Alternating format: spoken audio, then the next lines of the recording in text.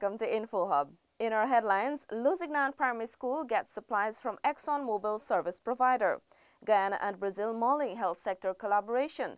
Vendor database being compiled, and the Swoop app is coming soon to a phone near you. Stay tuned for the details of these and more. Daddy!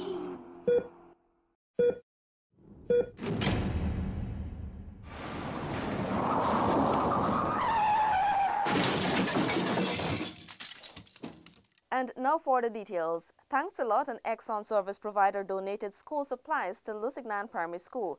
Tiffany Rodius was there and filed this report. President of the container company, Thanks a Lot, A.J. Kanata, said the donation was part of building partnerships as it established itself in Guyana. I've been in Trinidad since 2000, and so it was natural for us to come here. We've had great relationships in Trinidad, and we want to transfer that same mantra to Guyana. Thanks a Lot is a service provider to Exxon and its partners, which are exploring and developing Guyana's offshore for oil production in 2020. Head teacher of the school, Michelle Barton, said the school was privileged to be selected to receive the donation. We are very, very thankful. May God bless you as you bring love and joy to the hearts of our pupils here at Lusignan Primary. Exxon's communication advisor, Nicholas Yearwood, said the company welcomes initiatives like these from their service providers. For InfoHub, Tiffany Rogers. Minister of Indigenous Peoples Affairs, Sidney Alicock, is urging the National Tushaus Council, NTC, to move away from what he termed the dependency syndrome.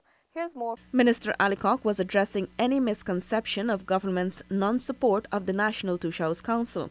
He advised the indigenous body to move away from being solely dependent on government's subvention in order to conduct their annual work program. You have to move away from that dependency and think of how you could make money to satisfy your own needs.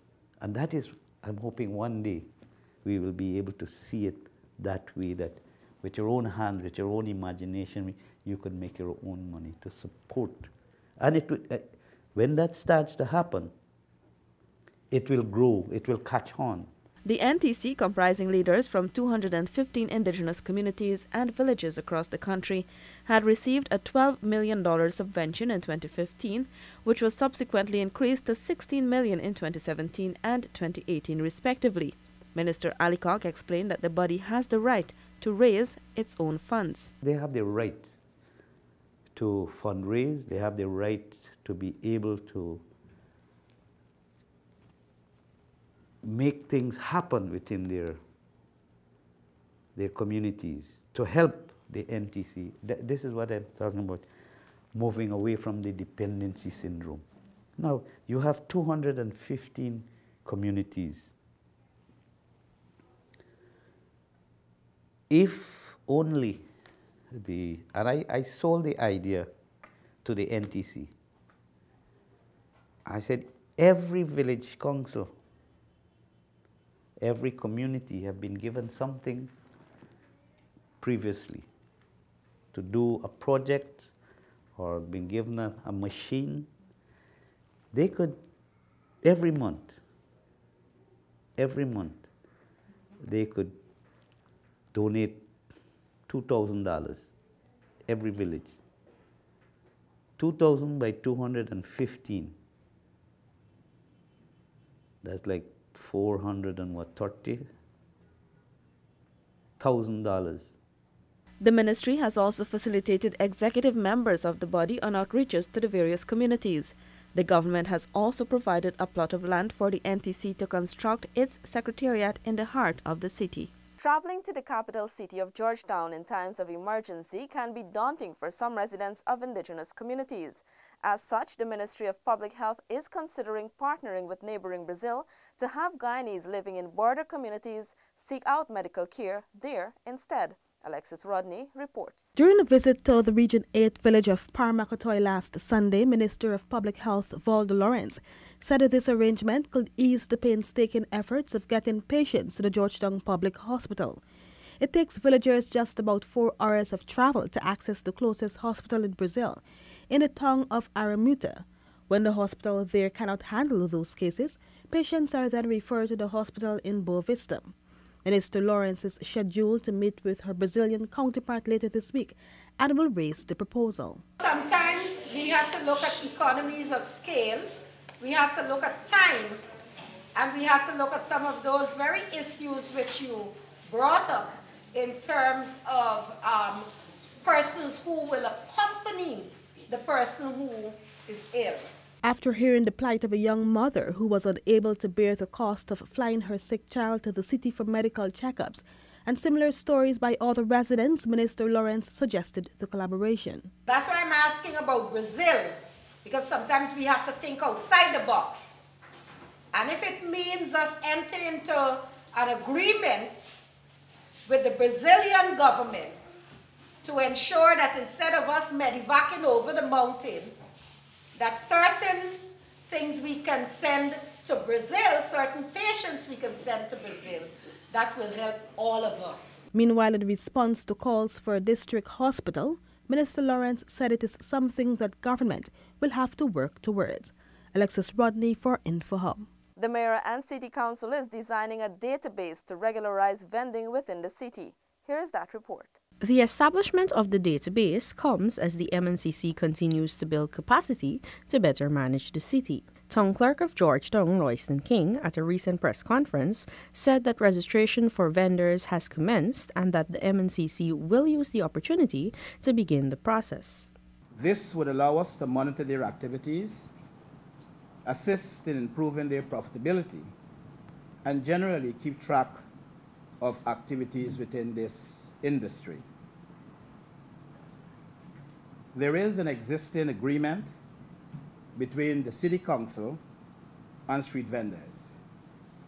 That agreement suggests certain conditions for vending on our city streets, pavements, and other reserves.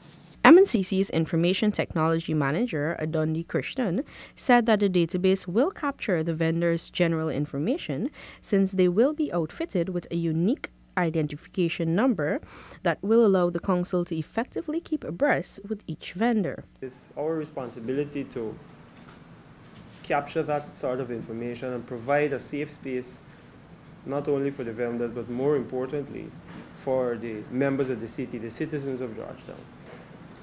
From our end, what that identification number, that unique number will allow us to do is track the payments, the location of those vendors. So we could understand where it is in Georgetown you're plying your trade, which part of the streets, so that we could know what is going on. Vendors are being urged to get registered with the council and to remember that they are required to walk with their ID card, 2 passport-size photographs, their TIN number, and $3,000 registration fee. Zanil Williams reporting for InfoHub. Guyana's first barter app, Swoop, is slated to be launched soon. Here is Zanil again. Shamar Spencer, a beneficiary of the Ministry of Education's Youth Innovation Project of Guyana, is collaborating with local tech company Intellect Storm to design and develop a barter app.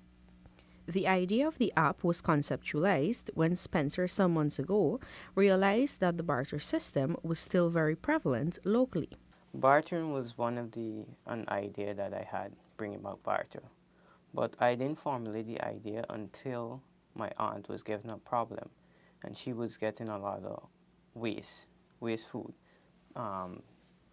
onion skin, and all these different type of waste is built up, and it's leaving over because there's garbage in the yard, and it's going to stink up the place. So I reached out to a farmer and asked him if he need waste for his pig, and he said yes. And I said, well, in exchange, you can give us fruit. To that end, the farmer trades fruits for the waste, in which both parties benefit. Not only does the barter system enable persons to trade without money, but it contributes to Guyana's developing green agenda. I'm trying to move away from the throwaway society to the more reuse and recycle society, because one man's garbage is another man's treasure.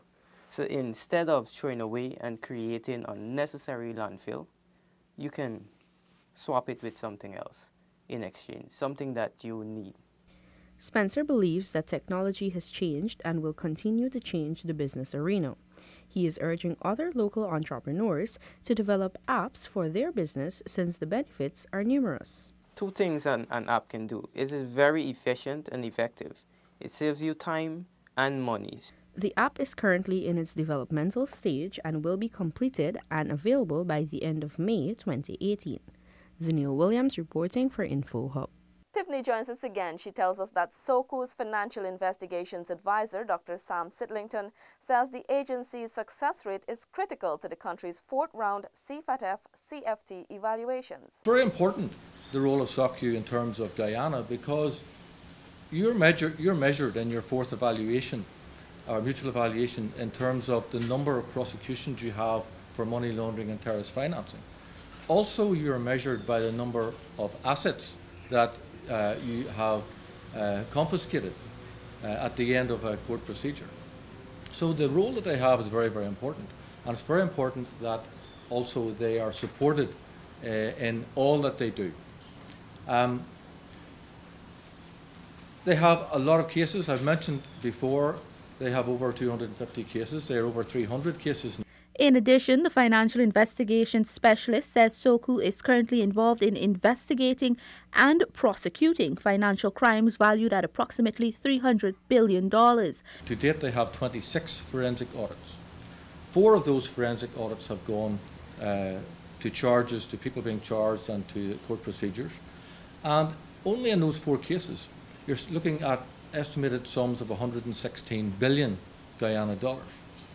So there's quite a substantial amount of monies involved in these type of cases.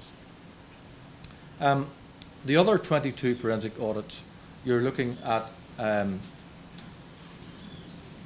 somewhere in the region of 170 billion Guyanese dollars. Under the previous administration, Guyana was blacklisted for failing to enact AML-CFT legislation and was later removed following this government's passage of the AML-CFT Amendment Bill 2015.